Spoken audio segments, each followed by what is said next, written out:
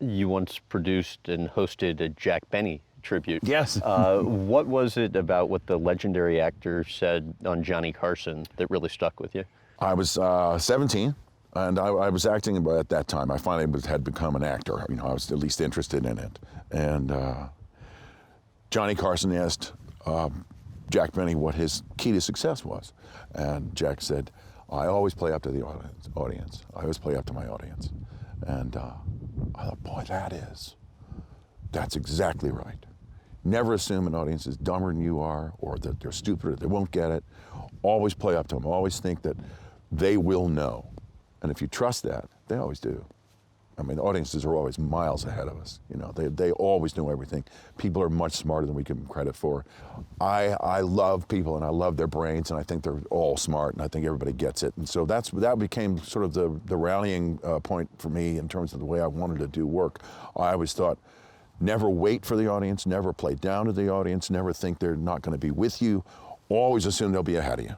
And that changed everything I did. How do you get to the point where you can walk into a room performing, not say anything, not move, be staring at the audience, and for the audience to be laughing with you because they know exactly what you're thinking? I think that comes from actually understanding that we all have an intellect that connects us, you know, and once they recognize the character, once they know the situation enough, they'll respond to a look or a raised eyebrow or anything like that. Yeah, I mean that's one of the heady moments when you realize, you know, you're in the pocket, that things are going well. What does that feel like? It just feels it's a little bit like heaven.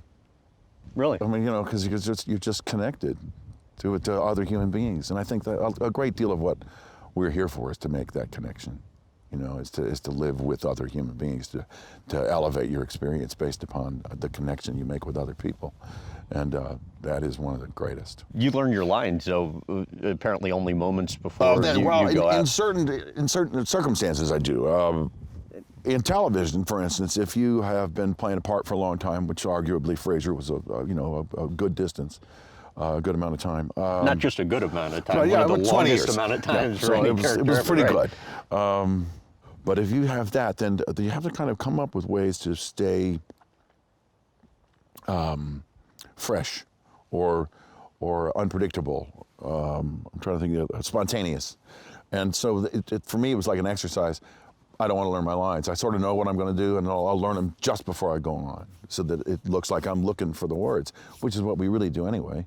And so it was an affectation, really. It was like a trick that helped me to stay fresh, to look real.